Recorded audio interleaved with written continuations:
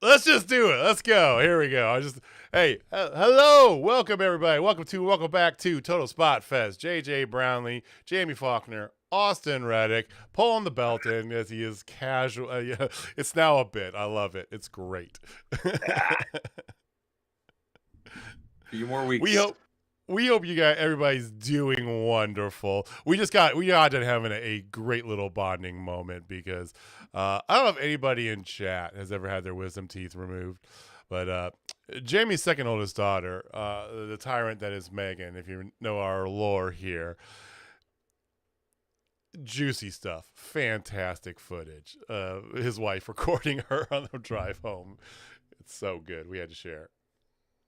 It was kind of amazing. She was that stereotypical drugged up person. And some people, when they get like that loopy, they're quiet and reserved. She wouldn't shut up, and she was just talking about whatever. And the funniest part about it is like she kept complaining about how she wanted McDonald's. And that girl, like if you had to go with Pantheon of fast food, McDonald's like 8th or 9th on her list. Which I think is the best bit out of the whole thing. It's like out of everything, she went to McDonald's.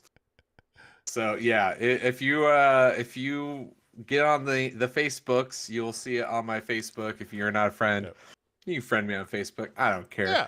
I'm not usually on there that much, but it's there because that's where Megan put it. But I was also wanting to put it on the.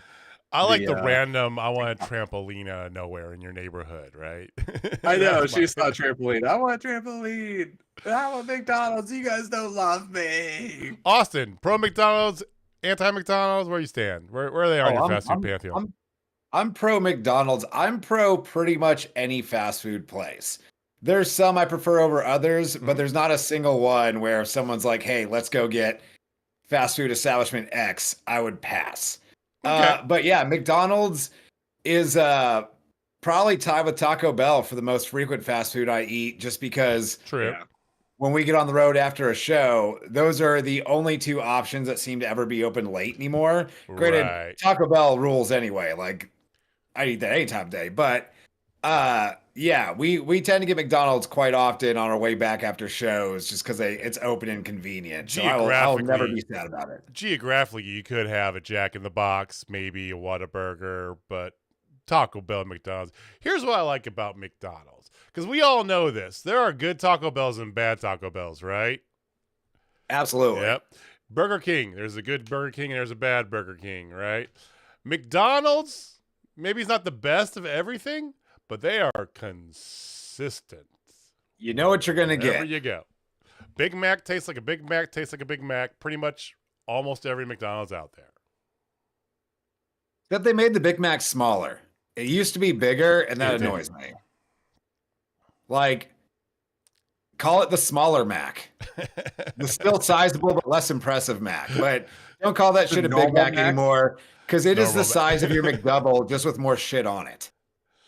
I mean, I'll still eat them. They're great. But so Big Rob goes Team Taco John. So back in the early days, yeah, we had this conversation when we were going to St. Louis about Taco John's. I think this is hilarious. So Jamie in high school used to go party in this small town called St. Joseph, Missouri. When I wasn't in North Kansas City, because I came from a small town called Plattsburgh. And one of the things that we used to do after a night of partying in our high school days was go out to eat. We go Taco Bell or whatever. Typically, we'd hit up Taco John's because that was the only one up there. And literally ate like kings for $20.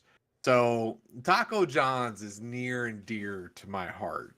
Now, would I eat it nowadays? Probably not. I don't know. But back then, man, like you used to be able to get 12 crunchy tacos or soft tacos for under $6. Like you could not F with that. Not 2024. That's like $35.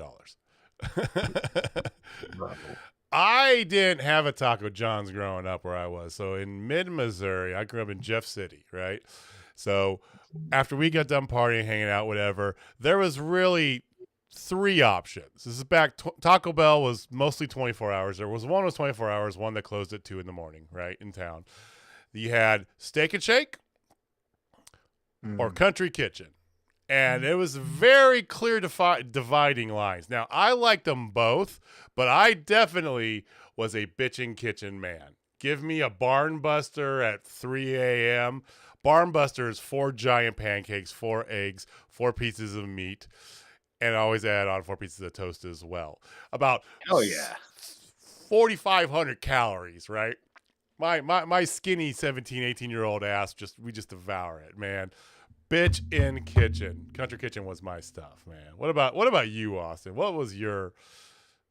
So growing up in Texas and Houston specifically, it was Whataburger more often than not.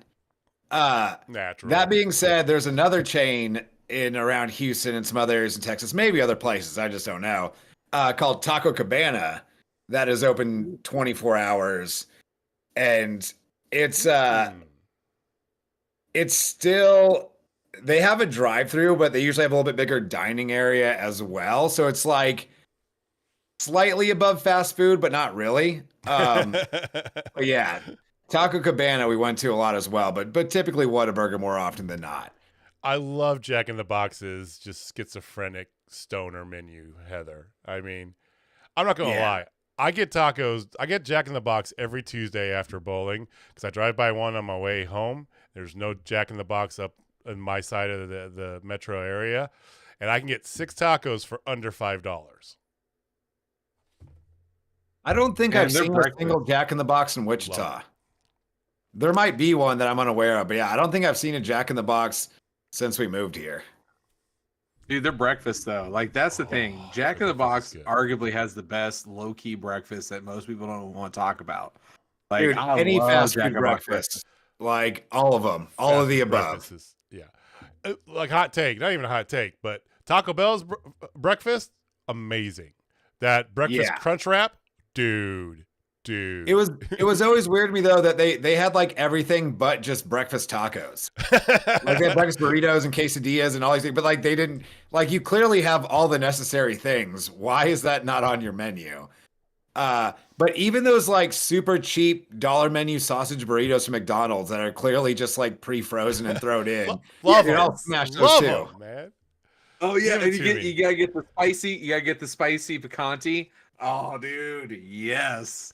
Yeah. You know how Yeah, hard it is to eat those and drive? Like rip open the picante yeah. while you're driving and just do it while you're driving. Any fast food breakfast, anytime. Give me a I'm chicken. always Give me a down. breakfast biscuit. Yeah, Whataburger's got good breakfast biscuits. Chick-fil-A's got a good breakfast biscuit. They got the chicken bit. All right, well, this is a wrestling podcast. I swear, guys, we're gonna get to it. So No, we're just talking. We're all I don't know a single wrestling fan that isn't down to sit around and fondly think of fast food. Honestly, if you're talking about independent wrestlers, that goes hand. This is a talk that we legit have had with wrestlers before, Jamie, with independent wrestlers. Yes.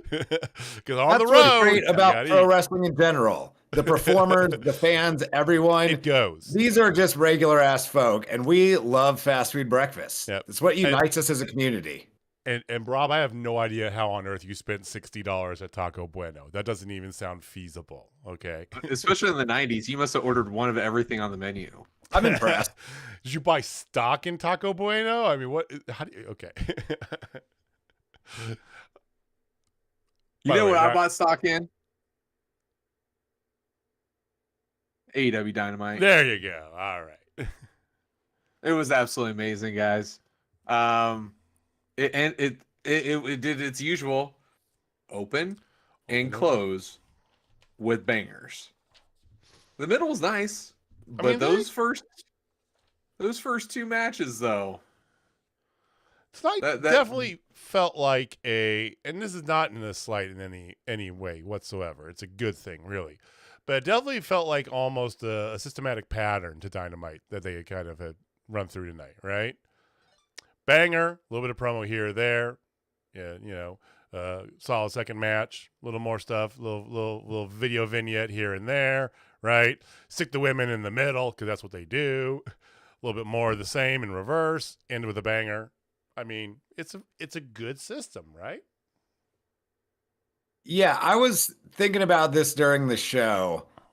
I just enjoy that there are 2 hours of my week where I can tune into a program and know I'm going to be entertained, and it'll be solid. And Dynamite has hit its stride where it's appointment viewing for me now. Obviously, because we come on and do the show afterwards. But even if we didn't do this, I would still be watching the show every week because I know it's at least going to be good, and more often than not, parts of it are going to be great.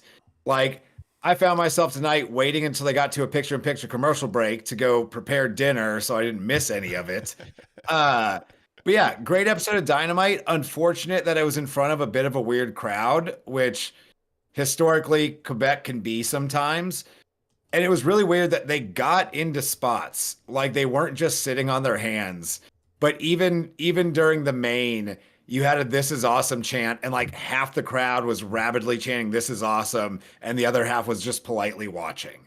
It was a bit strange on the crowd side of things, but the show all together was fantastic. Even without a French Canadian performer on the show, because that's always been like the one sort of thing, Jamie. WWE always had that. You had to have that one French Canadian guy to get over in Quebec. They had Renee anchor in the backstage. Well, she's from Ontario. maybe they had Lufisto but- be on Oh, is she Ring of Honor. Ontario? Okay, I thought she was Quebec. Her but name's Paquette, right? But she's from Ontario. that's what that must be why I just assumed she was from Montreal. That's fair. Yeah, I mean, Lufisto could be there. I don't know. Somebody. I love Lufisto. They could have brought in PCO for a night. I was just Yeah, going to there say, you go. we could have gone alone. All right. So, how do you guys want to do this? Do you want to talk? Do you want to go chronological? Like we got. No, let's all bounce sorts around a of little bit. different Let's ways. mix it up.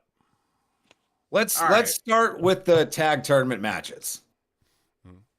Okay. They because- made a big deal about the rematch of the big upset of 2019, right? You know, I really enjoyed that they did make a big deal out of it because I it did was too. a big deal.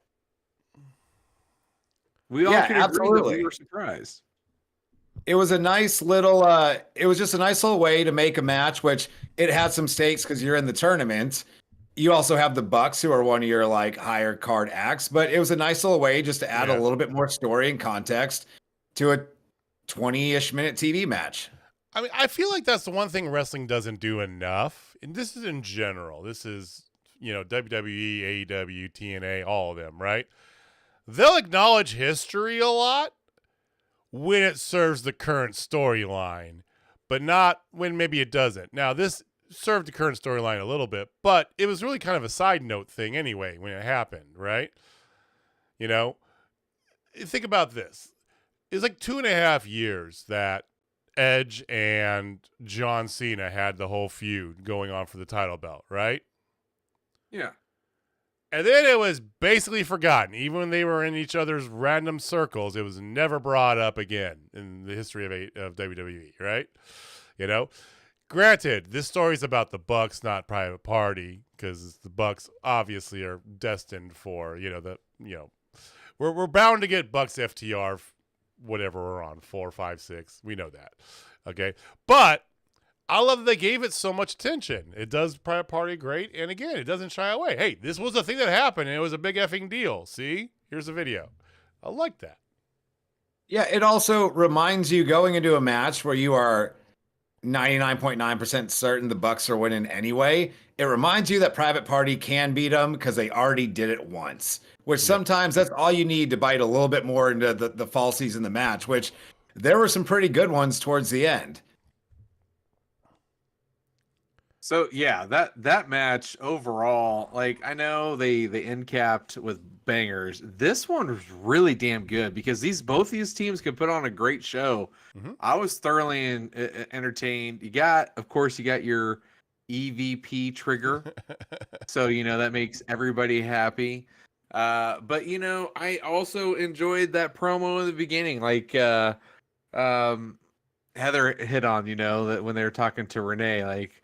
Why are you attacking us and all this? And it's like, oh, you're, by Nicholas. And then Matthew gets on and, it's like, oh, you're doing great, but you really should smile more. And I thought that was just such a perfect character moment for what they're trying to do with this. Oh, yeah. Like, how Nick's the short-sighted hothead who always starts off obviously forcing himself to try and be polite and, camera friendly, and then immediately losing his shit.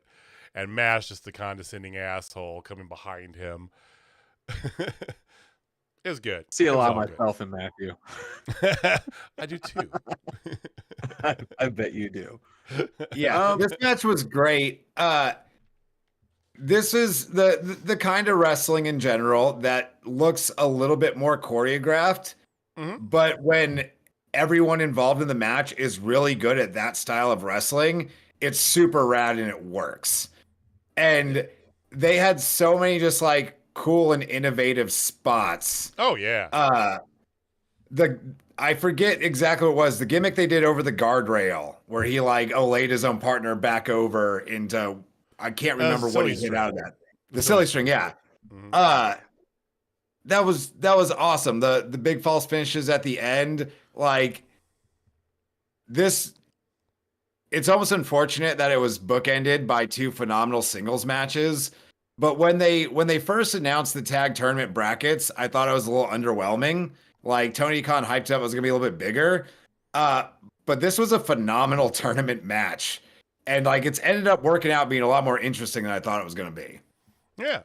And Mark Quinn, it's good to see him back. It's obvious that he's still not the Mark Quinn he was before he got injured, but he was also out for a year and a half or something stupid like that. Like he's out a while. He has some serious stuff. So it's great to see him coming back because when he was healthy, like when they beat the Young Bucks last time too, and they're going through their stuff, they were by far my favorite tag team in AEW. Like just dynamic, really good. So it's fantastic to see them. And it does nothing but it adds in their actual tag teams in their tag team division. I know, Austin, we've all bitched about this, but you're the most recent to complain about give me actual tag teams. Yeah. And give me a full division of actual tag teams, which they somewhat have now. I do got to mention one last thing about this match that I wish AEW would do slightly differently. And it's like one of those production type things that like kind of kills the show a bit sometimes. they got to start shooting around the guy that's outside the ring that's about to come in and break up the pin. Because like 4 different times in this match, you saw the guy that had just got knocked out clearly just waiting to come in. And it's not really on the guy.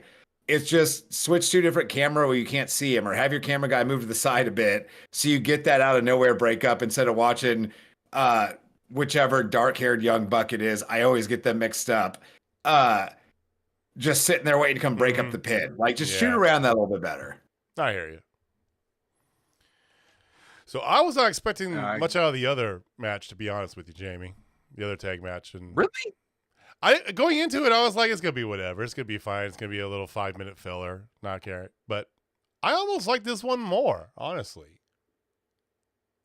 So one, I am shocked because, to be honest with you, we know what Orange Cassidy is able to do in the ring, right? You're right. And the Kingdom's been doing the Lord's work. They're phenomenal.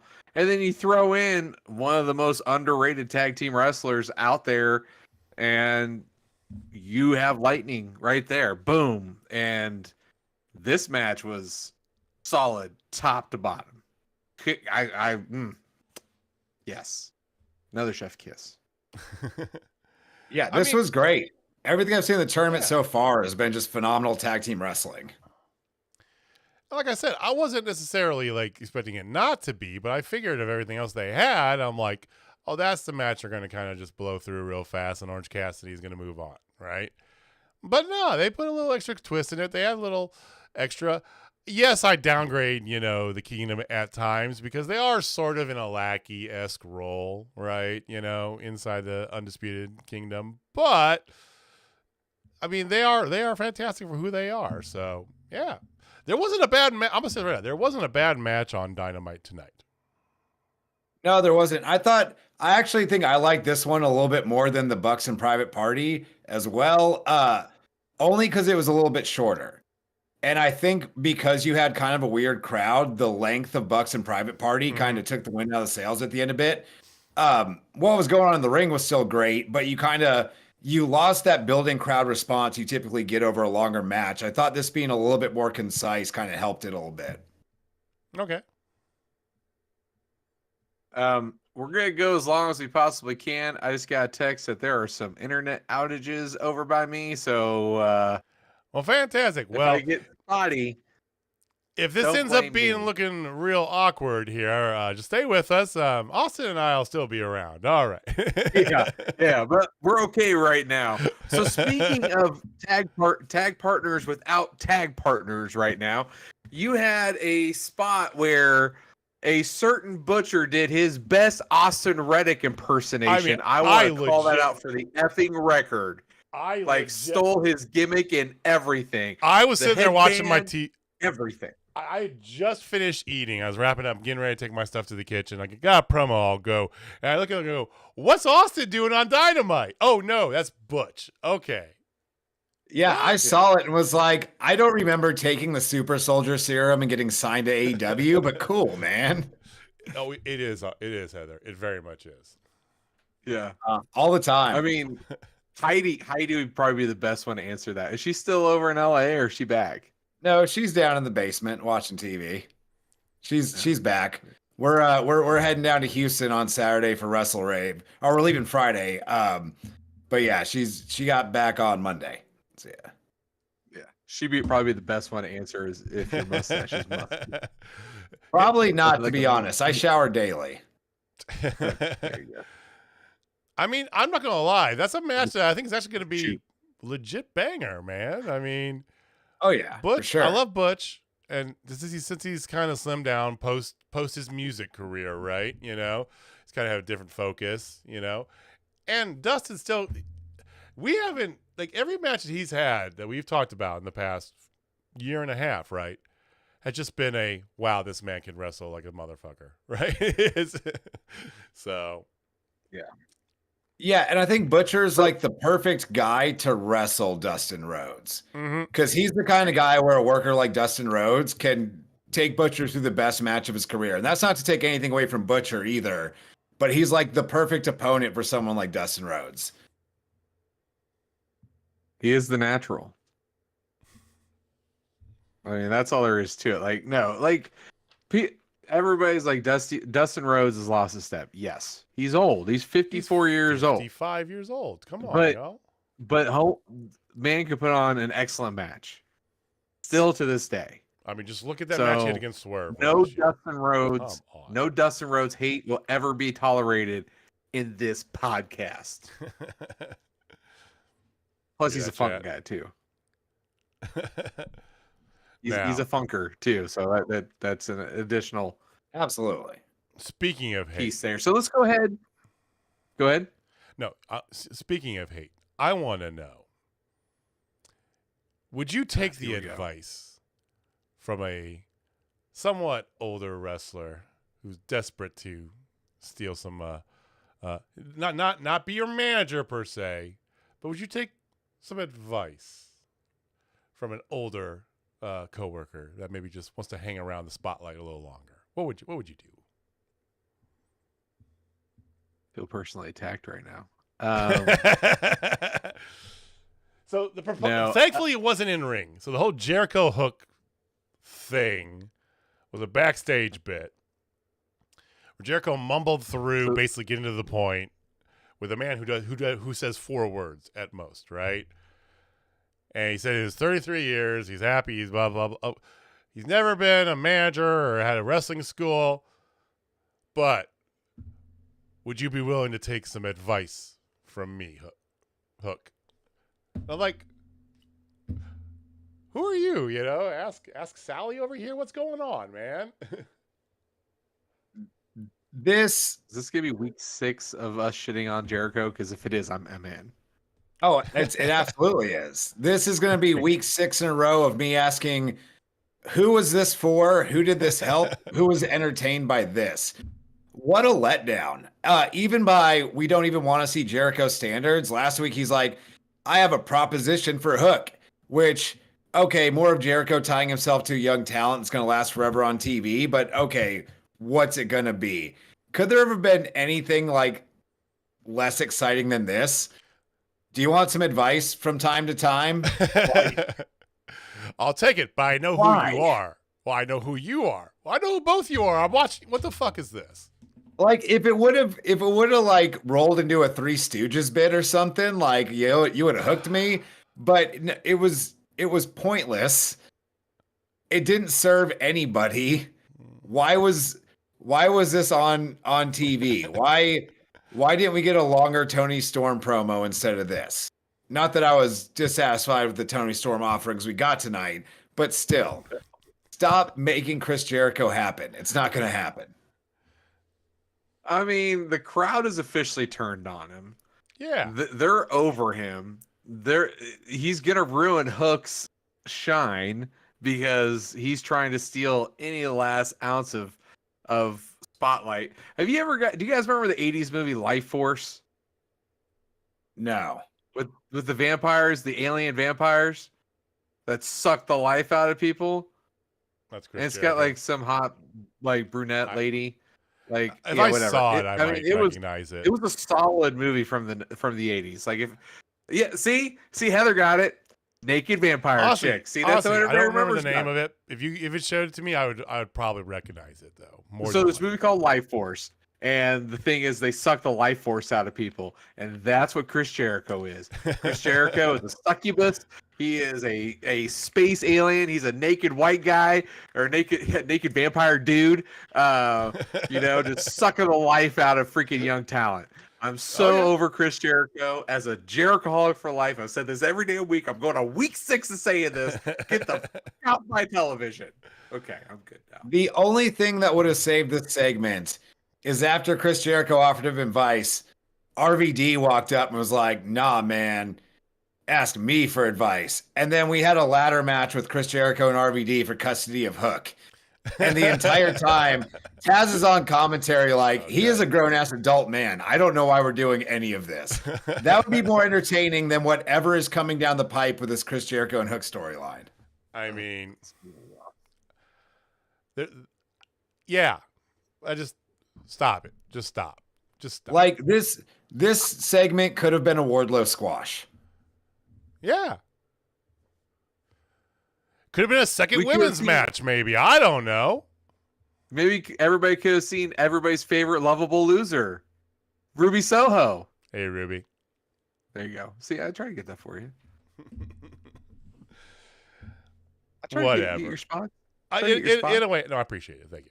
No, in a way, he could have just said, "Let me be your manager." That's at least a something.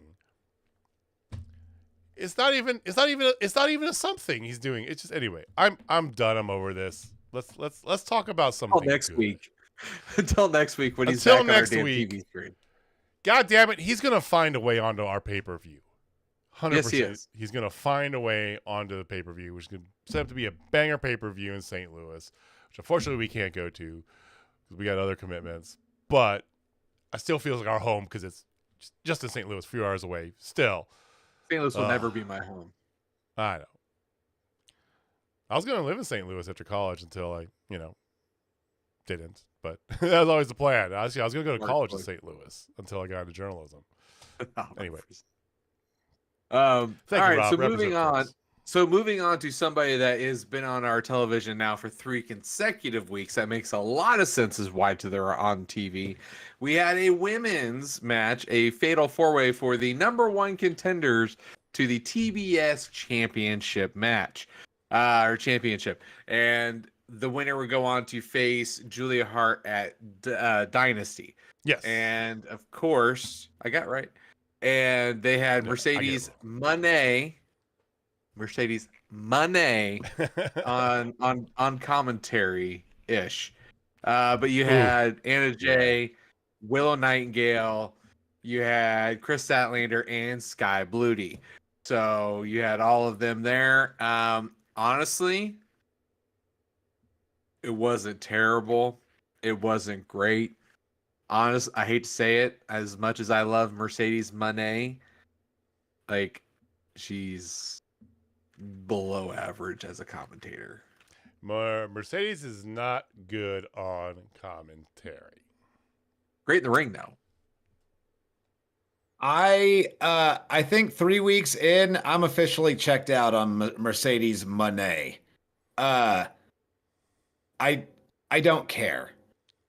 I guess the better way to phrase that is she has not given me a reason to care about what's coming down the line for her. Clearly, we're going to get her and Willow at some point. And she may still be like recovering from injuries or something, but you got Okada and Ospreay, and you got them out there wrestling right away. And I get taking a little bit of a different approach. But she's been here 3 weeks, and she's really said and done nothing. Now, this could very well be leading to Willow winning the title, then Stokely betraying Willow to then force the title on Mercedes, and we might get into some better character stuff, and I might be back in on her later down the road.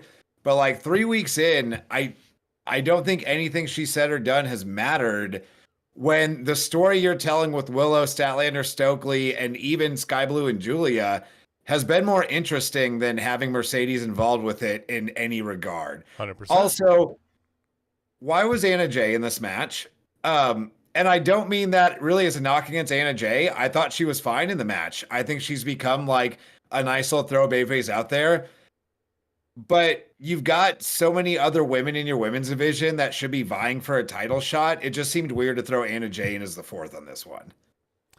It's her round on the merry-go-round. It's her turn, right? She's the one that's kind of gotten some matches lately, so boom, she's there, right? Like you could have thrown.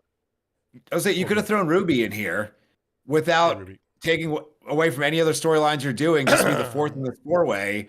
Yeah, it just seemed weird that like I guess Anna Jay gets a shot.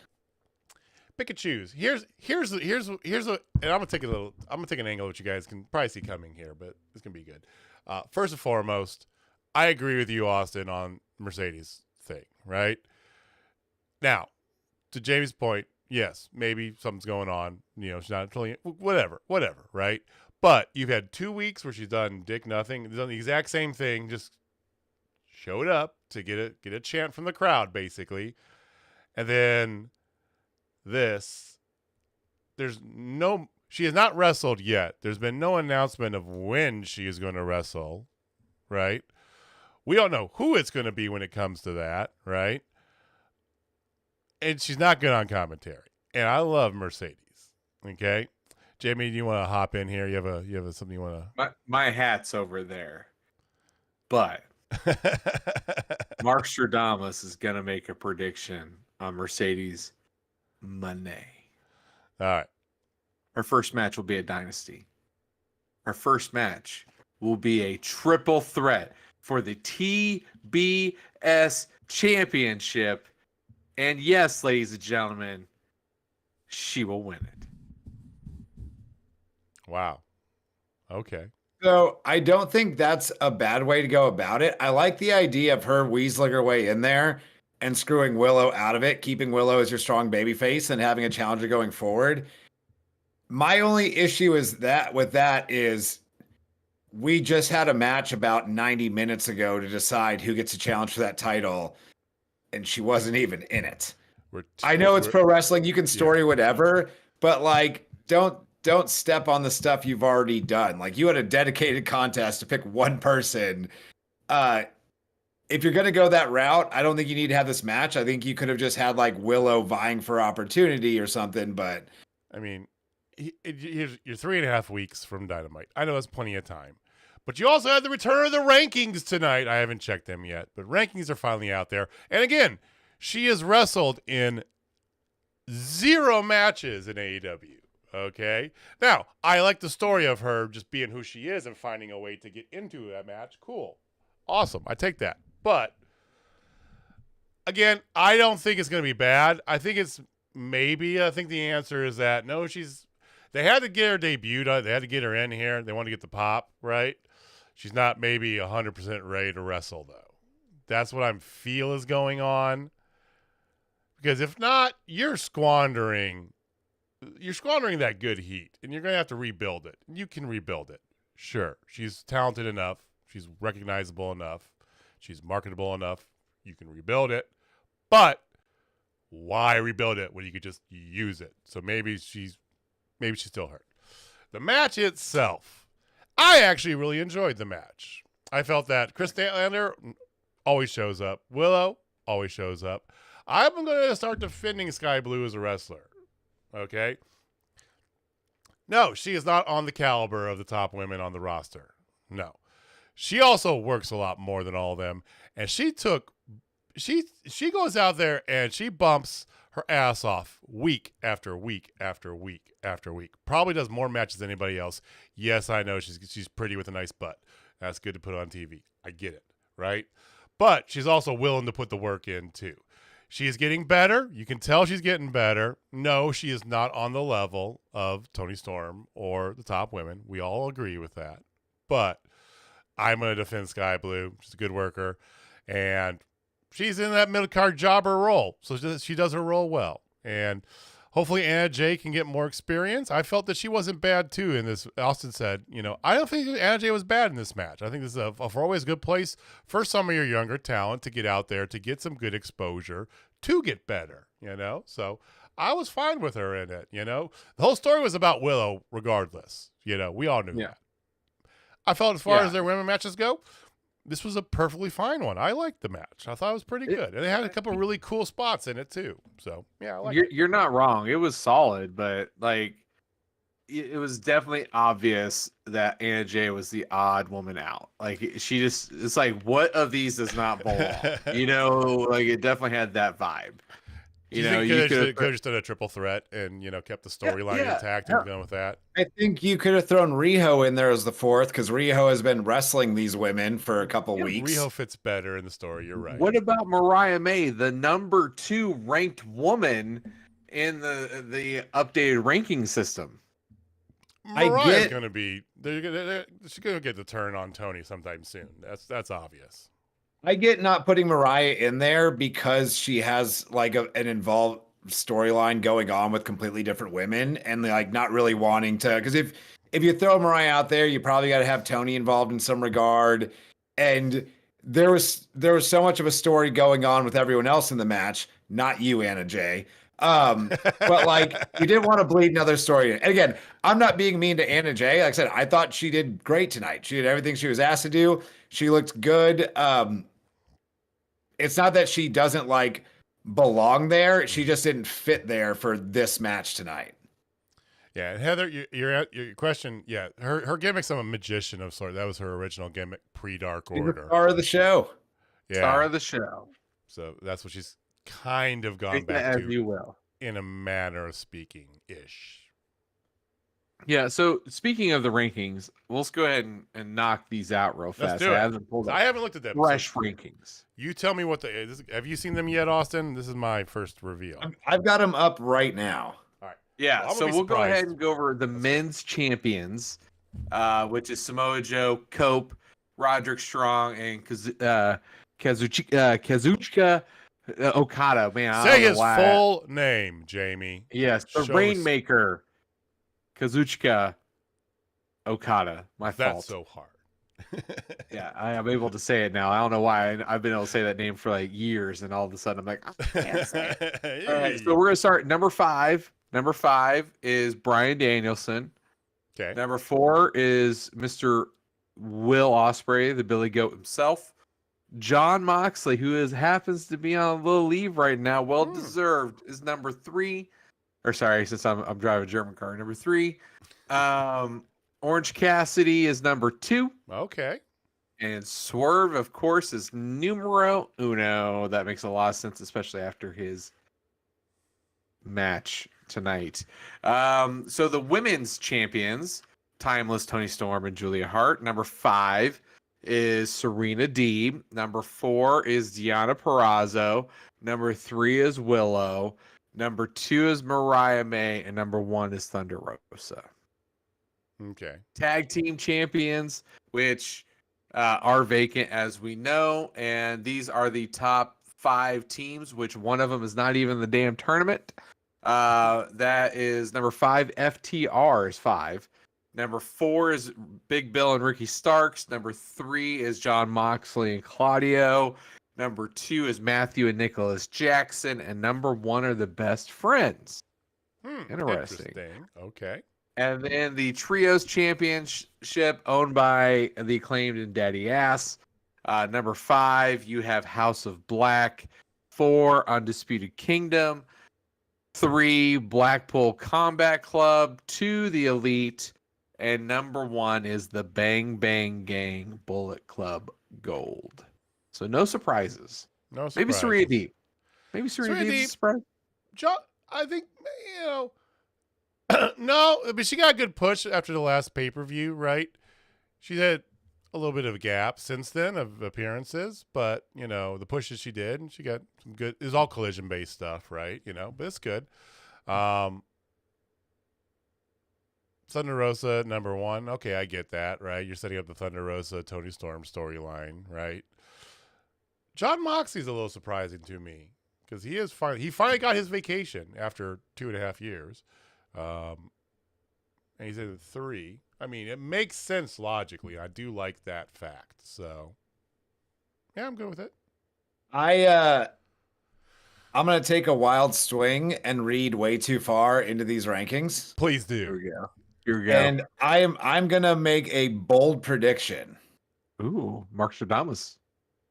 Yes, that number 3 ranked John Moxley is there because at Dynasty we will be getting John Moxley and Adam Copeland for the TNT Championship. Okay. Because you don't have a long time to build, and that's one of those matches you don't need to build for, but everyone would think would be pretty rad to see. I think that's why he showed up there, despite not having a singles match on TV in quite some time. Okay. Dig it. Dig it. Here's my other question to go along with that. Because with the way that they're doing their pay-per-views, especially not the biggest pay-per-views, right? Even these like additional ones, like World's End and stuff like that. They don't need to do every belt at every pay-per-view, right? No, but I think you don't have to avoid it either. Okay. I think if you can give a good match that people want to see for it, then yeah, just defend as many belts as you can. You have them there, like your big show. Some championships should be on the line. So I don't think you have to, but I don't think you need to avoid it just because. And I No, think I'm with you. Moxley and Adam Copeland, especially if you throw them in some kind of gimmick match, which they both seem to love to do, that's an instant attraction you can build in 3 weeks without too much story going into it. Okay. JB, what are your thoughts on the rankings? Any surprises? Anything that takes you aloof? Other than the fact I hate them, no, they're fine. Hey, the rankings are back. We just bitched 2 weeks ago about where the rankings were. They're back. Tony watches the show, man. Yeah, no, it's fine. It's whatever for me, to be honest with you. There aren't the surprises. work, Mariah we know. May's It's a already number 2 to me. I felt like she might fly under the radar a little bit more. Then we could set up Mariah May turn at Double or Nothing or something like that. Because that's in May.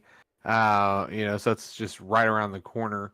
So does she turn now and they set up for a month? Like, it feels, I don't know. Like, if they're gonna do it, she's the right ranking to make it happen. Yeah, But I don't think you actually have to like do a dramatic turn with her. Thunder Rosa loses at Dynasty. Mariah May bumps up to number 1. And that's your story right there. Is her being like, well, Tony, I'm the number 1 contender now. And she could just be going after the title. You could tell that story however you want. Yeah. But that's probably why they have her second. I assume that's what we're getting at Double or Nothing is Tony Mariah, which is nothing wrong with that at all.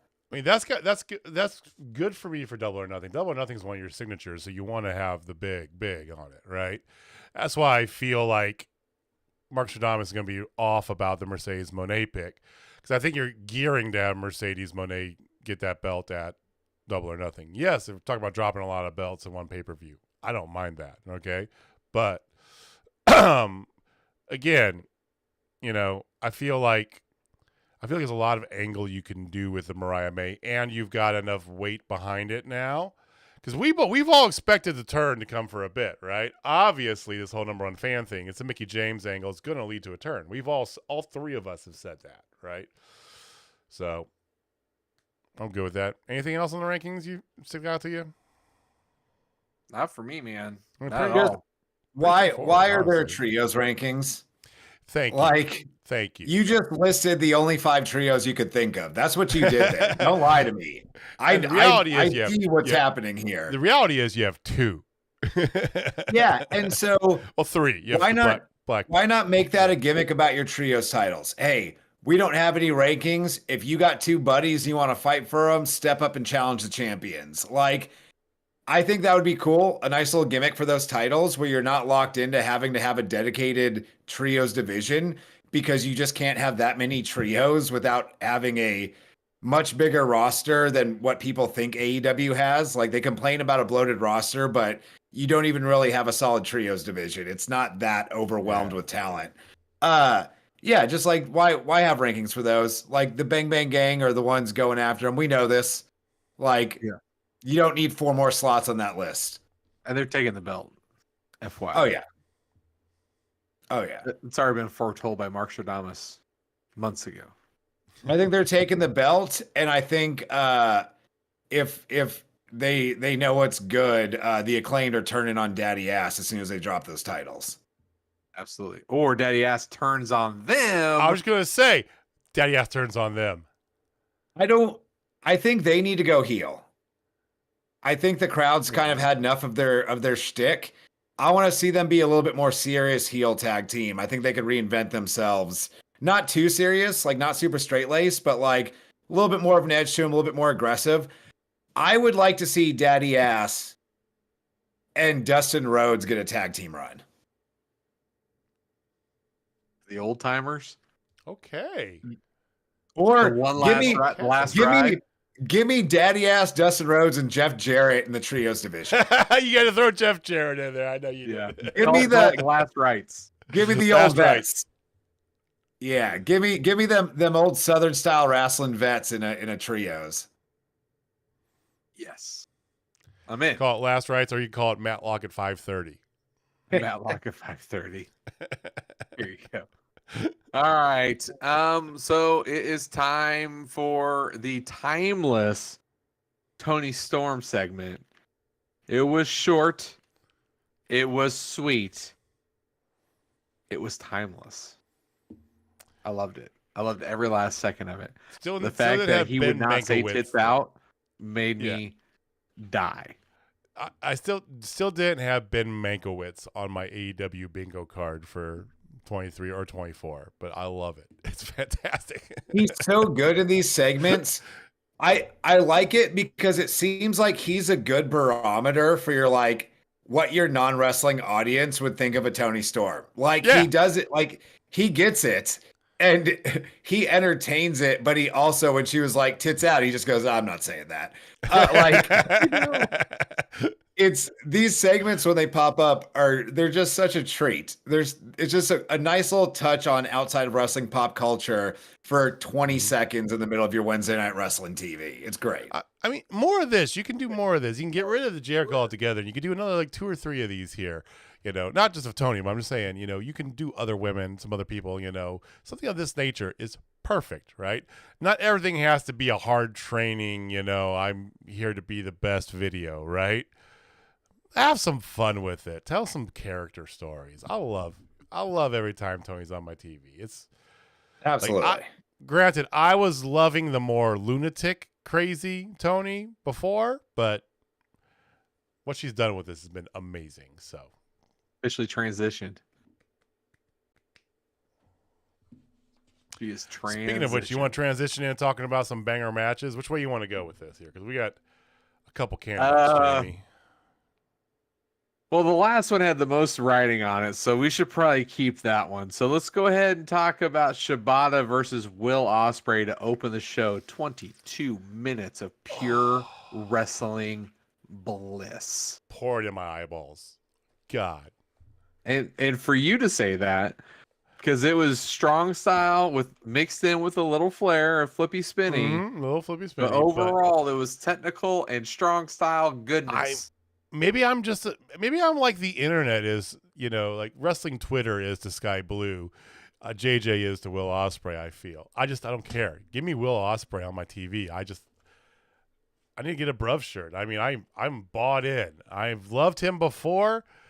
I love him even more. He is not disappointed in anything he's done. I mean, he got that reception in fucking Quebec, Austin. Yeah.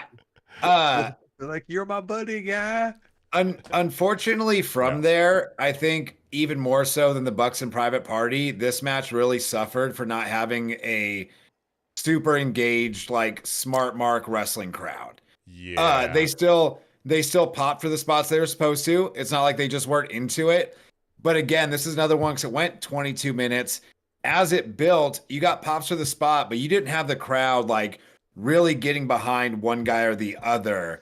I thought the match was absolutely phenomenal. I loved every second of it. I wish it would have been done in front of like literally any other crowd because I do think they appreciated the match.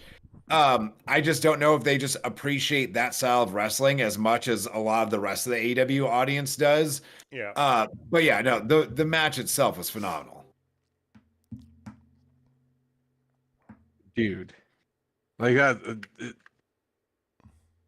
Will Ospreay cannot continue this pace. Like, I feel like it's impossible. But I mean, we say again, that, but it's Will Ospreay. I mean, the dude went like an hour with Kenny Omega several times. Like, I think a fun 22 on Dynamite is a light workout for him. It worked. Plus, I mean, he didn't wrestle last week, so he's not wrestling every week, right? You know, I mean.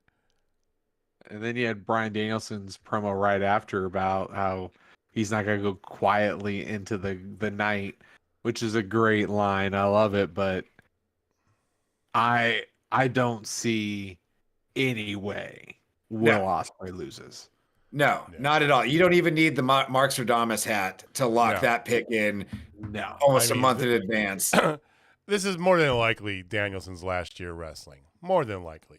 We might get a couple occasional things here and there, right? But I would even go as far as to say after Danielson loses to Ospreay, I wouldn't be surprised if we didn't see Danielson for a little while.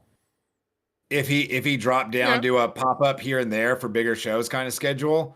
I very Because well he can was see talking about, was it last summer? He was saying I probably got a good 7 months or so until his daughter turned 7 or whatever. Then he was going to that. Yeah, step back. he wants to So this spend might family be, time. So yeah. yeah, this might be the last of somewhat full time Danielson. I think we'll get more matches out of him, but I think you're gonna see him all as Sting, right? You'll probably see him at All In, right? You might see I him think at, we're going to see him and Nigel at All In. Do we want to touch on that really quick? Y'all see yes, that I news? do. Let's do Nigel McGuinness says he has a match in him. He's been training. it. So speaking of Will Ospreay, though, boys, I am wearing my Will Ospreay King There you shirt go. today. Nice. So that's right. I might have I'm to get that repping Rub the shirt, even though Ospreay. it's black, because it's so good. It's It is. It's great. a good shirt. I for the longest time didn't really get Will Ospreay. Like I saw like one or two of his matches with Kenny Omega, but I just hadn't seen a lot of him. But in the month or 6 weeks he's been in AEW proper, like, yeah, I'm a Will Ospreay fan now. Like that guy rules. He's that magnet. He's just got it, Yeah. right? He's not overwhelmingly good on the mic. I mean, for an American audience, technically he's terrible on the mic because nobody can understand half the shit he says. He's as good as he needs to be, though. Yeah, Exactly. who cares? He's excited. And he's got this aura radiating about him. You're just like, yeah, I want to watch that guy, right? And then you see him, and you're like, fuck yes, I want to see more of that. Yeah, he's extremely authentic, and you see him, and like he doesn't need much more character because he's really fucking good at wrestling, and not in the slow technical way that like some people are that doesn't really get over with the crowd. He's exciting, and he has size, and he does high flying, and he'll just drop motherfuckers on their heads. Like he is must see pro wrestling. Right. Plus, I love every little bit about, like, one of the things I know, Jamie, you probably really liked about this. The crowd didn't respond the best naturally, right? But the test of strikes and him selling how Shibata's the better striker, right? He's taking that elbow shiver and falling down to his knees every time, right? You know, and he comes back with 3. I mean, it's the little things like that, you know. Again, the crowd didn't, catch on to it probably, but still, I know that you probably saw that. It goes, Wrestling's an art, man. Yeah. And some people paint with different paint brushes. That's all I gotta say. And they have better paints. Yeah, and at the end of the day, if it's good, it's good. Like you cannot like the super spotty style, which there's a lot of matches of that style I don't care for. But when you've got someone that's just really, really good at it, it's always going to be good and entertaining. Yeah. And Ospreay is that. And not only is Ospreay the total package, AEW has 3 of those guys right now. Do we want to talk about the other match? Which had 2 of them? Yeah. Let's talk about that, because that's a pay-per-view match that we got on TV. Now, that first match, yes, it might have been the better star-rated match, but this match was like, even for me, like, that's, I don't know, man. That last match, I seriously thought Okada died at the end. Okay, because it looked like he was so high up on his neck. Like, you mean Takeshita. Takeshita. Like, oh my goodness, it's Baby Okada, same thing. Like, I'm almost speechless. Like, that match, like with the strikes, when Strickland, Swerve act like he got knocked out. Basically, it was a sitting up against the bottom rope. Like, that was an amazing sell. Then they come back and like the big knee strikes. Like, oh my goodness, this match had every little thing that trips my trigger and then some. And both these men, like, again, there's different artists that do different things, right? Like, some people are into Dadaism, some people are into Cubism, realism, whatever. This is just pure perfection art. So many near falls. It's like to the point where it's like they got overtime. Like, all right, that's gonna be no, and then he kicks out, and then no, and then this, and the juxtaposition of, again, I don't want to dwell on this too much, but Mercedes Moné for the women's match being on the microphone, and Don Callis being on the mic. Like, just so good. Just in the way he understands the business in general. Like, he's putting over Swerve while commentating for his guy, his opponent, right? It's so good. So good.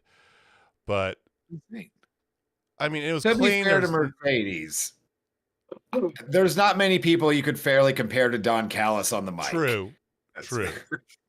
I don't know. Tony Storm on the mic is magic, but even then, just she's Tony not Storm Callis. is magic on entertaining. Don Callis is magic at getting the point across, whatever that point may be. Whatever you need him to convey to your audience in a way that keeps them engaged, he will do it. Yeah, Callis on the mic was great.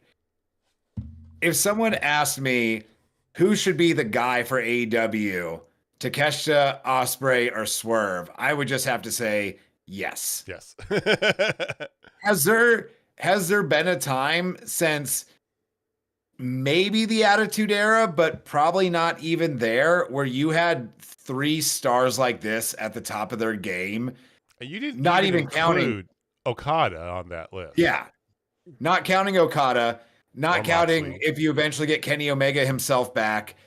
Bryan Danielson, maybe the greatest of all time. Like, John Moxley, the poster child, right? Who still can go. I mean, it's wild though that we're in a spot in the first quarter of 2024 where 6 months ago, Moxley is probably cleanly beating everyone on your roster. mm-hmm. It would at least be believable. Now, I wouldn't see Mox beating any of those 3 in a singles match.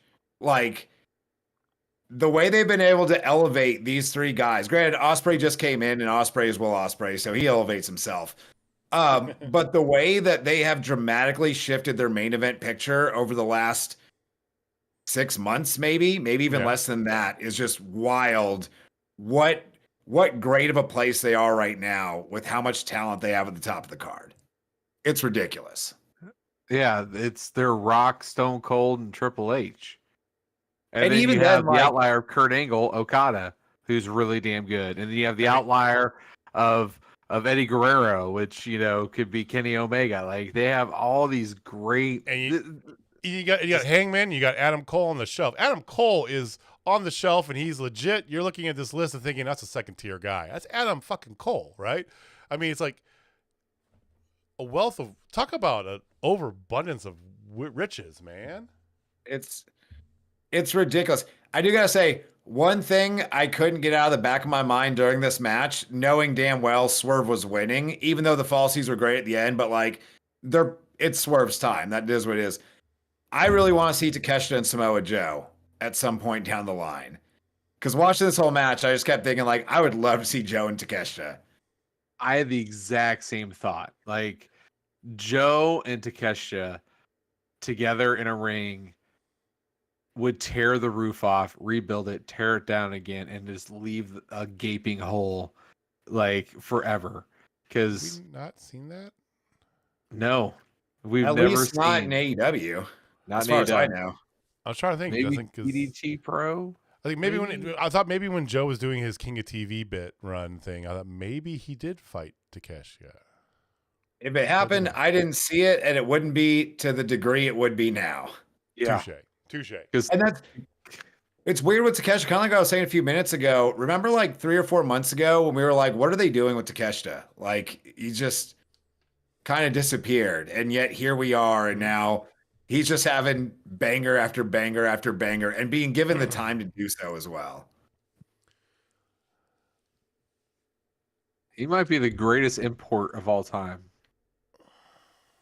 The wild part is there is still a ton of time for him to pad that resume even more. The dude's like, what, 25? Yeah. What was it, Jamie? Was it his match against Hangman when we were like, ooh, this guy, right? When it's like the first time I saw him and like oohed and awed over him was on Dark. But it was like against somebody that we were like, whoa. Like we stood up and go, yeah, okay, this guy's got a future, right? I'm gonna call it out now. We've got Shinsuke. We of course have Okada, who's just now recently, imported over, if you will. I think without hesitation, in 5 years from now, we will all say, without a shadow of a doubt, Takeshita is the greatest Japanese wrestler to wrestle in the United States. Okay. I'm sorry. Are we living in an alternate timeline where Bull Nakano never wrestled in the States? Oh, I'm counting Bull. I love me some Bull. Don't get it Jimmy's twisted. a Bull stan, 100%. I love Bull, but what Baby Okada Takeshita is doing right now is insane, and he has no chill in the fact that he just puts on banger after banger after banger. Doesn't matter who it's with. He can work with anybody. He doesn't have to say a damn word. The crowd absolutely eats up everything he does in the ring. He could be the best ever. And I'm calling it now. Like, I'm calling my shot. Best ever. It's a bold I claim would there, say Cotton. I agree, but I would take it a step further and say I would be disappointed if he didn't become the greatest Japanese import ever. Because like I said a few minutes ago, the dude's like 25. He's kind of the one of the first like big time ones to come over here that young into American TV, and especially in a pro wrestling climate where there is a company that will push Japanese talents, and not just give them a bad foreigner heel gimmick or an overdubbed subtitled voice gimmick, and then just kick him to the curb. So I think you're right. He will, and he absolutely should, because there's no reason for him not to reach those heights. Well, time will only tell. And the good thing about him right now is you got him in the perfect spot with Don Callis. When it happened, we all said it's the absolute best pairing, right? Just like the Don Callis family is about Tousei Takeshita.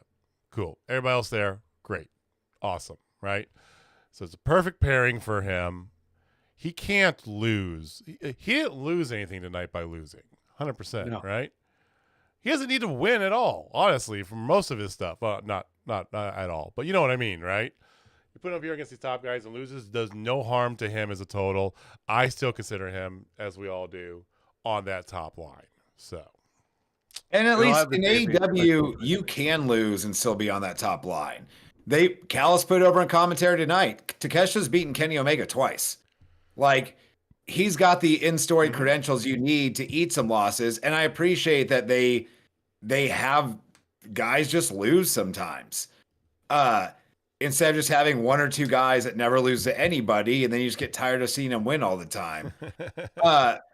Real quick aside, because we were just talking about, yeah, you got to acknowledge him. Because we were just mentioning Okada. Did y'all hear Tony Khan's statement about the Continental title? No.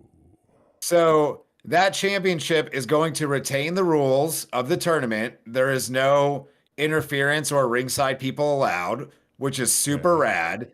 And apparently whoever has the Continental title at the end of, I believe it's November, it's either at the end of November or after Full Gear, is going to automatically entered into the Continental Classic to defend it that year's tournament. Okay. Dig it. Yeah, cool gimmick.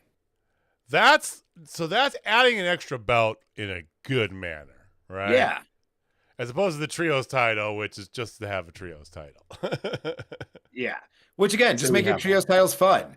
Make it like every once in a while, 3 random guys decide to combine their efforts, and you get a nice little run, and you just hot potato it around like the trios titles were the most fun. The House of Black had them, and they had the open challenge there with the house rules.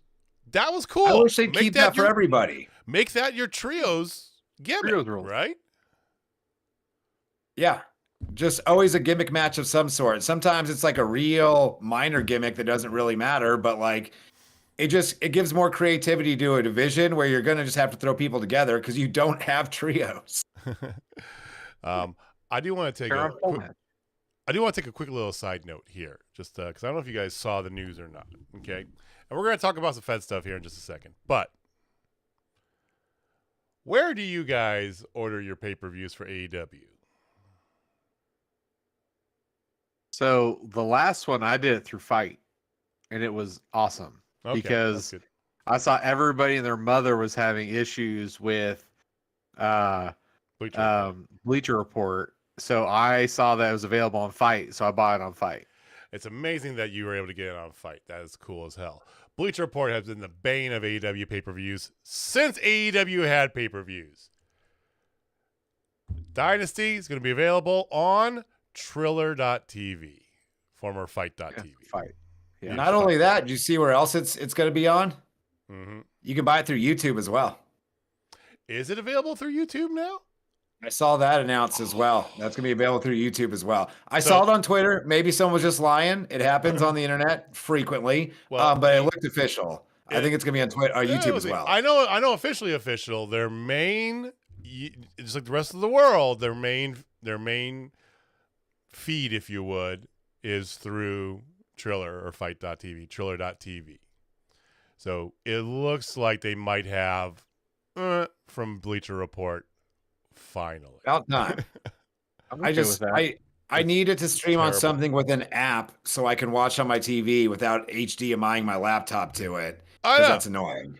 Because if you don't, or if you try to watch it on your, like say you just try to watch it through your browser, right? You want to chill in your office and watch it, or the whole thing at like 480p. So yeah. Triller. Positive update for AEW reviews. Really quick, though, before we move on from Dynamite, I would be amiss not to mention Samoa Joe's fire promo at the end of the night. Oh, yeah. About Swerve. Like that. Just when you've seen Ospreay and Takeshita and Swerve, like we've been saying, killing it all night, you get reminded who the champion is. And it's Samoa by God Joe, still seeming as menacing as ever. Just had to make sure we got that thrown in there. I don't know nothing else to add to that. That's perfect. Not line next week. Oof. Joe is so good. Like he could just, if he's sick of doing this in-ring stuff, he could just teach promos and make a fortune. I mean, this man. Oh. I want, when he's done wrestling in ring, I want him to stay on contract. So every time they have two guys brawling that won't stop, instead of sending all the security guards out, they just get bumped anyway. Samoa Joe just walks down the stage, grabs a mic and says, "Knock it off." And the guys say, "Yes, sir," and just head to the back. Like, I want that to be a running bit once he retires. The ultimate enforcer. Yes. All right. Sign me up for that deal. Yes, for sure. Go out there and beat some knowledge into those two young men out there. Whippersnappers sticking around. Those two Utes. What a lovely 2 hours of pro wrestling TV Dynamite was.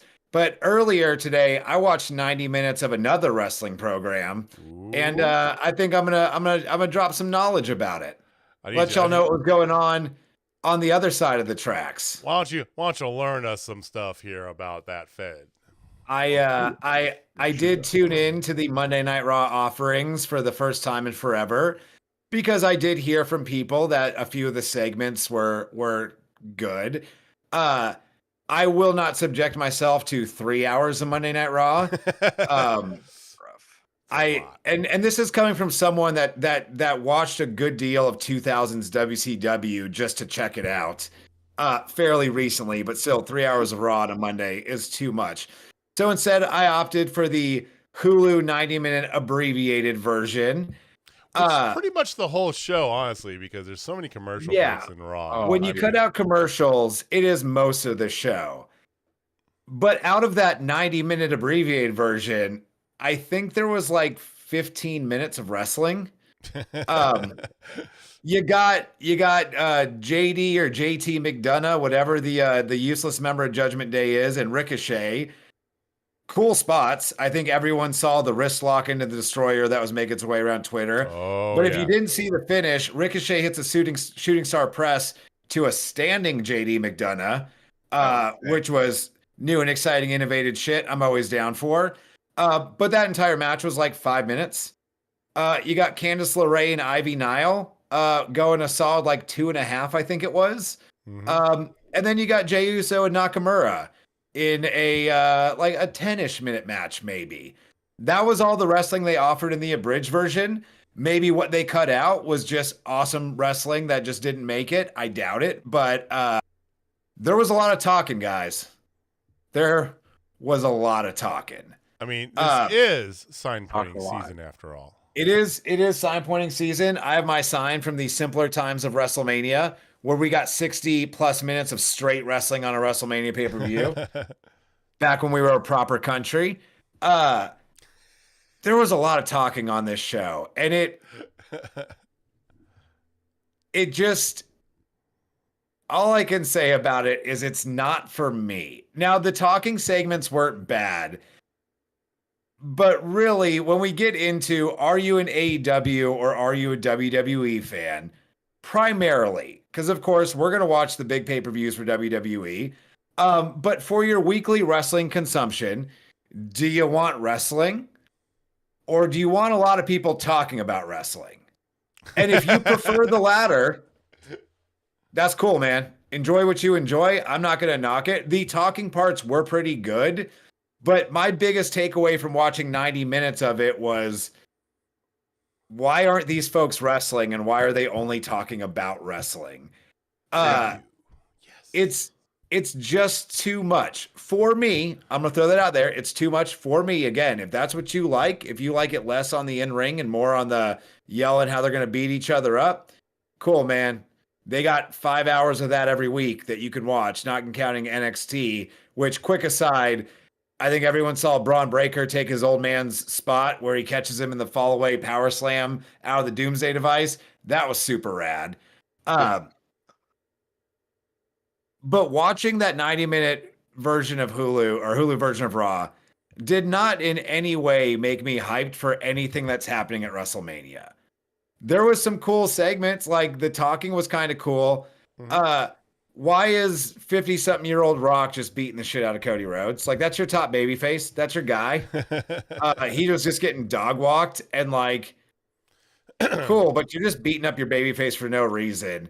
But there was a moment in that that has set the internet ablaze as well, where they fought in front of a uniquely positioned production truck that happened to have Stone Cold Steve Austin and John Cena on it, leading to much speculation that those two gentlemen will be involved in the Roman Reigns and Cody Rhodes match that The Rock will inevitably be involved in.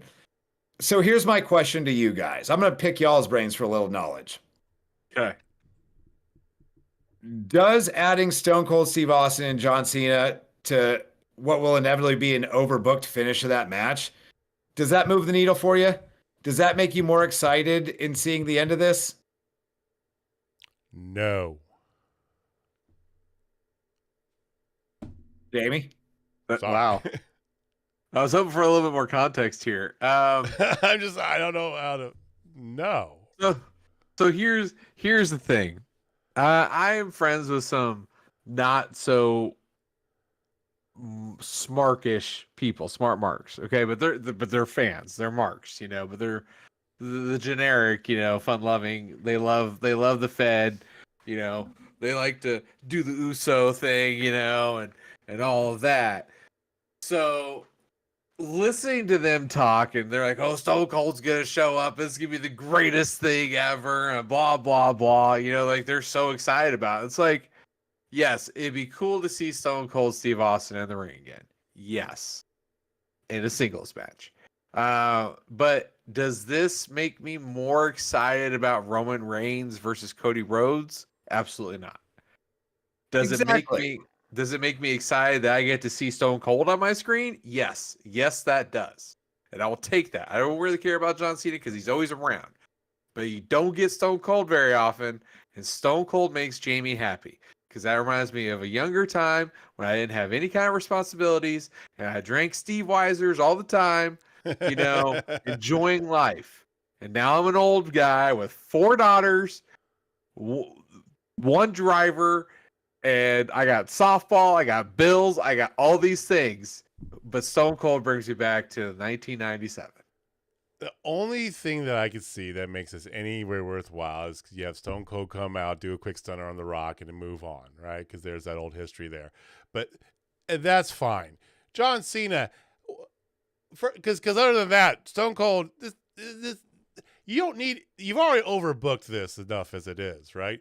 You're just throwing more names into this for something that's supposed to be about Cody Rhodes finishing the story, right? And how does John Cena fit into this, right?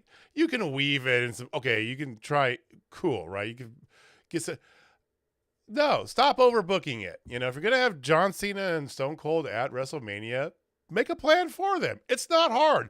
It's Stone Cold and John Cena, two of the easiest sells you've ever had for a marquee in the history of your company, right?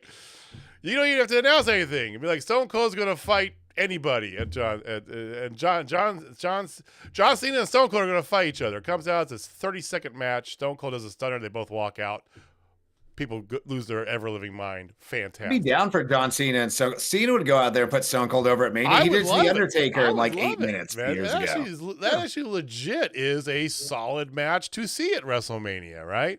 Throwing them into this whole thing, I just don't need it. You've already overbooked it with The Rock. Just leave it as is, man. Come and why on. Does your top babyface, assuming this happens, why does he need to go get two of your greatest wrestlers of all time to come help him beat the guy he should have beat last year? Which gets to my bigger point. What could they possibly do that would be more satisfying than Cody Rhodes just having have won the damn belt last year and us having an interesting title picture culminating to a big title match at WrestleMania?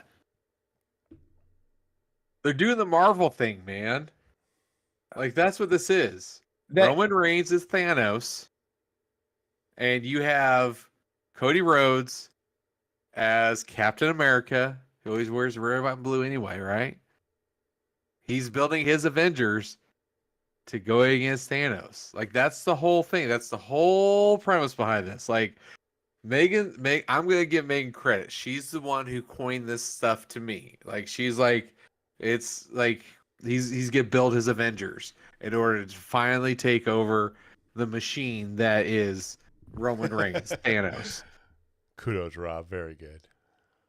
Yes, was it all worth it? But like, you don't even need an entire Avengers team. If the history of pro wrestling has taught us anything, it's that Stone Cold always has The Rock's number. That's the only guy you need. And again, if that's the only part of this that's true, I'm totally fine with it.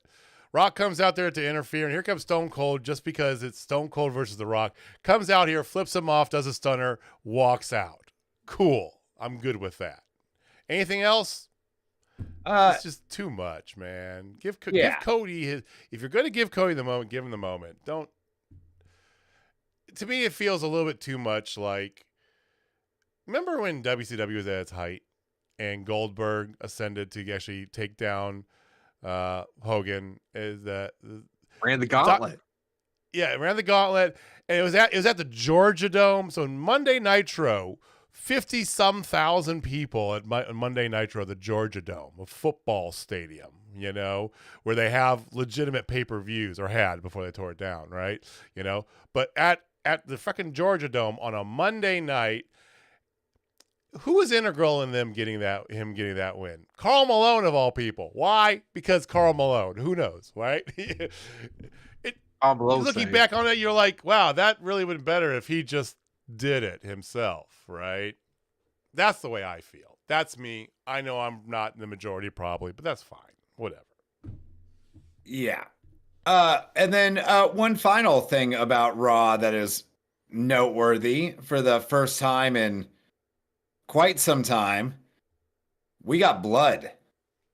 And by the first time in quite some time, I mean on WWE, because we get blood regularly over on the other program. Yeah. See John Moxley. Is there a John Moxley match? Okay.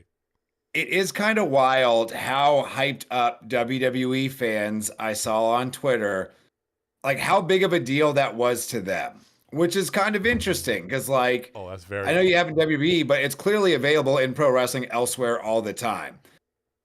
Now that does leave something to be said for, you can certainly overdo blood, because if you never do it, it's a big deal when you see it.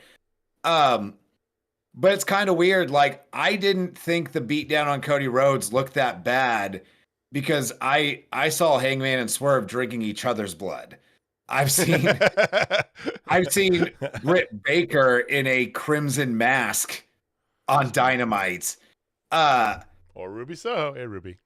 And I'm not even an excessive blood just for the sake of blood guy.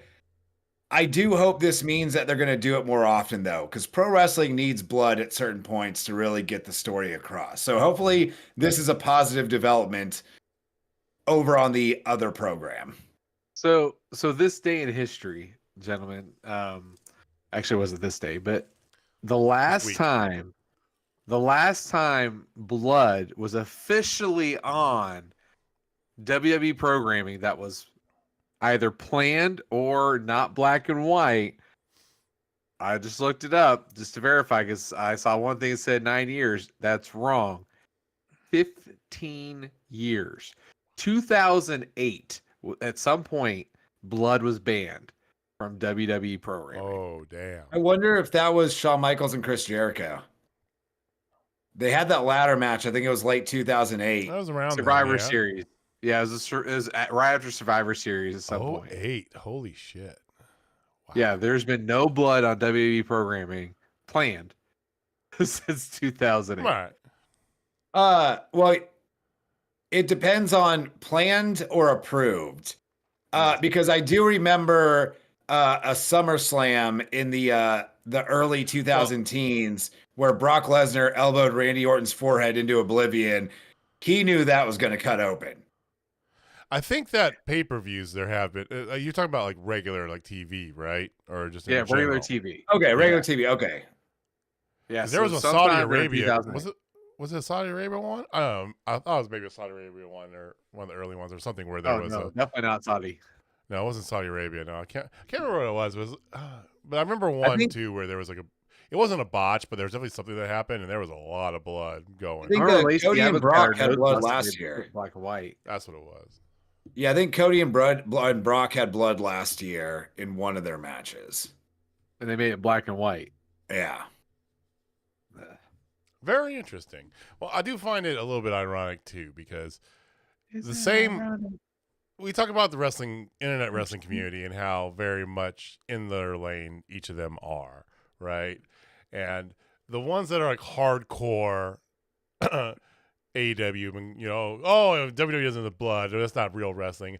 And the ones in WWE have been very much like, why do you want blood? That cheapens your wrestling. And then immediately it happens, and it's like, yay, we have blood finally. I'm with you. I think it's a happy balance is necessary, and I'm glad to see him do it because it adds some weight to this whole story. It's a classic pro wrestling thing. Pro wrestling needs blood from time to time. And it's a thing you really only get in pro wrestling. You get it in UFC as well, but most UFC fights you don't. And it's not the same. You don't get the drama with it. You don't get in any other sport. A member of that team or the athlete in question in the middle of an interview punch his head open so that he's bleeding in front of the entire crowd of people. I'm looking at you, Ric Flair. It's a pro wrestling thing, and pro wrestling's better with it. Obviously, dosed out judiciously, but pro wrestling needs blood, just like pro wrestling needs swearing. Not too over the top, but pro wrestling needs swearing and blood. Like, pro wrestling's supposed to be a little lowbrow at times. It's what makes it fun. And when you sterilize that too much, it's just not as good. Yeah. I agree. And I think that's the big thing, like the blood and the thing, like we are a different breed of wrestling fan than what is catered to by WWE. And yes, it was shocking to see blood on WWE programming. I was shocked. I'm like, is that blood? Oh my goodness. Like it didn't help with the story. I could care less about the story. I was more like, they actually are showing red on TV right now. Like I was more shocked at that than anything. It didn't help me with the story or anything. Whereas, we were at a GCW event and we had Manders and Mance Warner bleeding all over the place because of their hatred for each other, and it sold. Like I was in. I was all about it. Like seeing that live and honestly, like some of the times, like when we watched AEW, like they do blood a little bit too much, in all honesty. It felt like at one point it was every show 2 or 3 times a show. It felt like it. Like they ran. Now they're starting to stretch it out. But yeah, like I agree. Like blood sells a match more than it doesn't. You know what I mean? Like especially if there's heat, especially if there is that feud, that energy between them. Man, I agree. Like blood sells that feeling of hatred more than anything I know. Yeah, if you want blood, you got it. So, speaking of, we're gonna go back to regular. Fantastic stash of knowledge, by the way, Austin. That's a good one. By saying bleed all over the place, Jamie meant bleed all over us because they bled all over us. Is the truth, which was great. It's Blood on my fantastic. jeans, man. I will say this. Okay, so final little thought I have here because we are just under 2 weeks away from WrestleMania, week and a half, give or take, right? You know, so it's not this Saturday, but next, okay? Saturday and Sunday. The card's already set. They already have it set up. WWE is not one to last second add something major. They might throw some stuff on here and there, but nothing major, right? So, yeah, they're doing a lot of talking, but I'm with you. It's like there's not really any sort of progression needed because, yeah, you got Becky Lynch versus Rhea Ripley. Okay, yeah, fantastic. You know, you got Bayley versus Io. Cool, right? You got the whole bloodline, everything going on. Uso versus Uso. 6 tag team ladder match mania. I am so excited for that. I cannot express how excited. It's going to be a shit show. And I love it. You don't really have anything. So you got people talking about fighting potentially, maybe somebody, or fighting the people they're going to be fighting. And it's just, yeah, it's just a different breed, you know? And I still think, and Jamie has said this a lot, I concur with his statement by far. That is light years better in the past year, 6 months than it has been in the past decade, by far. So, cool. And I think they've figured out the best way to do what they do. And just what they do just doesn't appeal to everybody. It appeals to the majority of people that watch pro wrestling. There's a reason why a lot more people tune in every week to that show, why they draw bigger houses and stuff. But for me, man, like I gave it another shot after taking some months. Like again, I've caught like most of the pay-per-views when they pop up. The pay-per-views are usually pretty good. They are. Don't remember the last time I watched a pay-per-view. It was just like, why did I watch any of this? But yeah, tried giving their weekly programming another shot, even one that was highly regarded by those that watch it frequently, and just not for me, guys. Just not for me. Right. I do want to give some flowers to Drew McIntyre.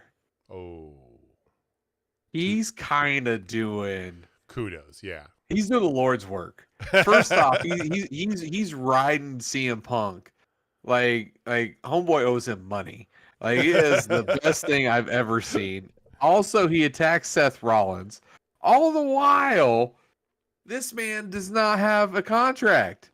He's set to expire in a couple months. No new contract officially. Nothing. There is a working understanding that they're going to figure something out. Yeah. But he has nothing, and he is all over CM Punk. Like it is the greatest thing I've ever seen. You don't drink, you don't do drugs, yet you're always you don't drink, you don't do drugs, yet you're always in rehab. It's like, wow, dude. One of the coolest lines of all time. I'm actually going to throw out another somewhat bold take / prediction about Drew McIntyre's contract situation. Okay. I think there's a handshake deal in place.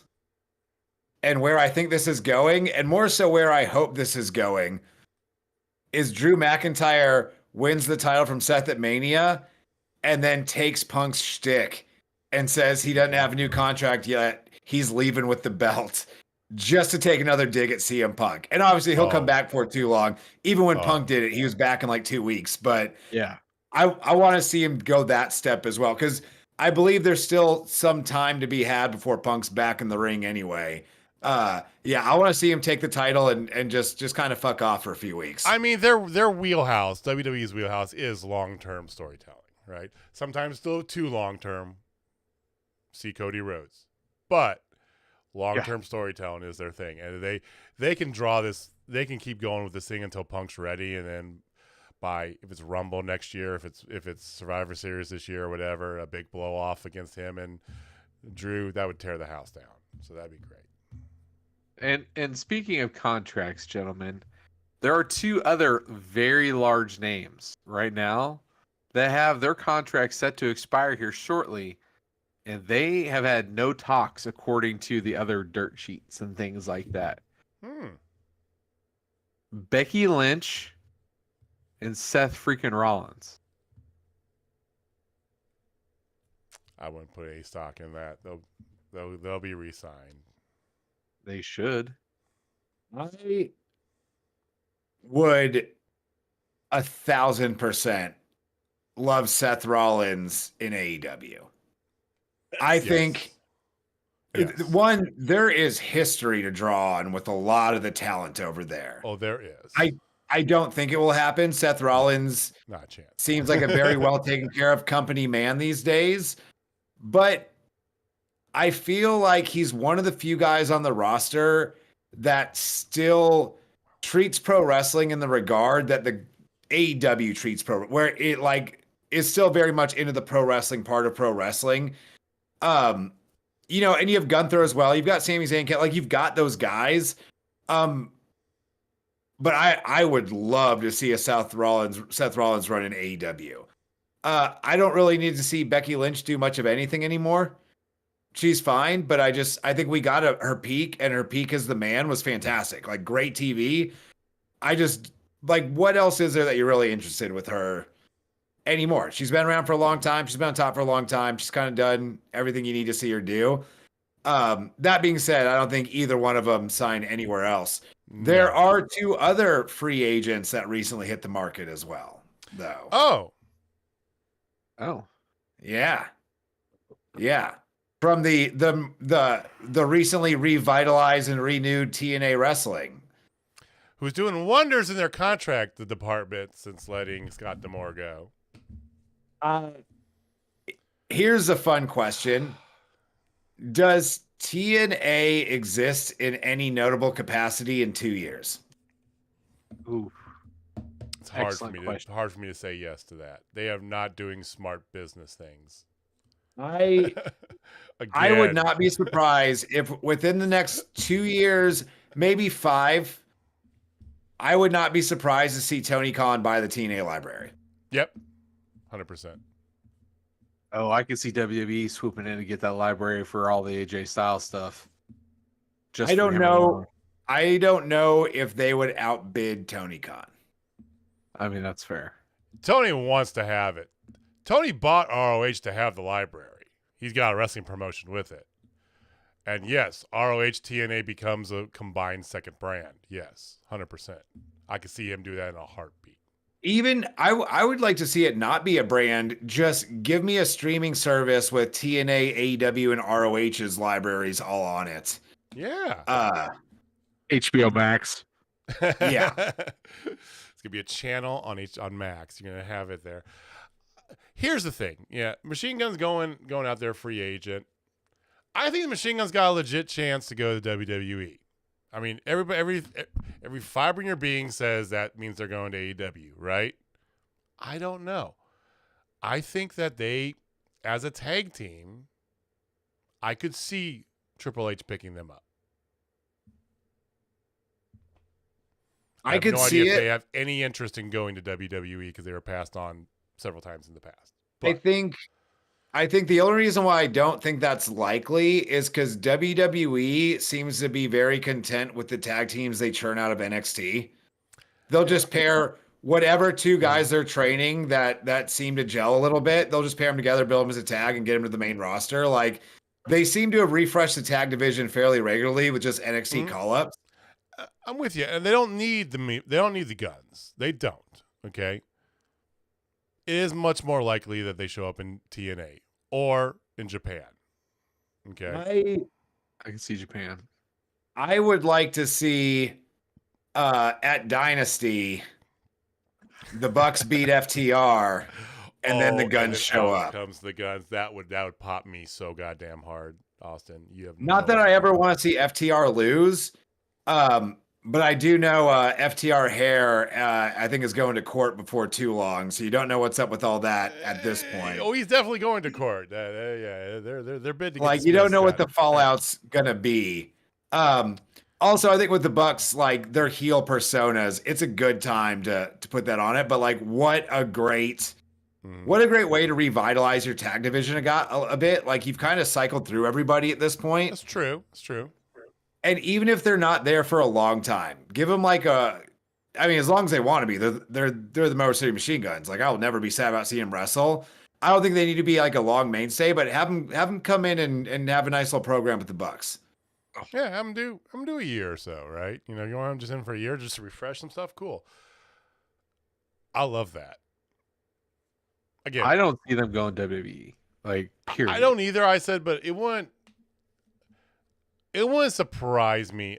Tony has signed some TNA talent, but not as much as I would have thought that came out of TNA, right? He's trying to get. I mean, Jordan Grace her number's gonna be up here before too long. Oh, Jordan Grace is good. Fed's gonna give her money. Yeah, I think she's going WWE, which I think she's a better fit there. Yeah, I think she is perfect for what WWE does as far as like the presentation. Like she would kill it in AEW as well. Nothing wrong with that. But I think she would be a better addition to the WWE roster. I mean, and you know, basically Royal Rumble is a tryout for her. A glorified tryout, and everything went swimmingly. And she was super over with the WWE crowd. Like, yep, I know the Fed wanted to get Moose really bad when his contract was up last time.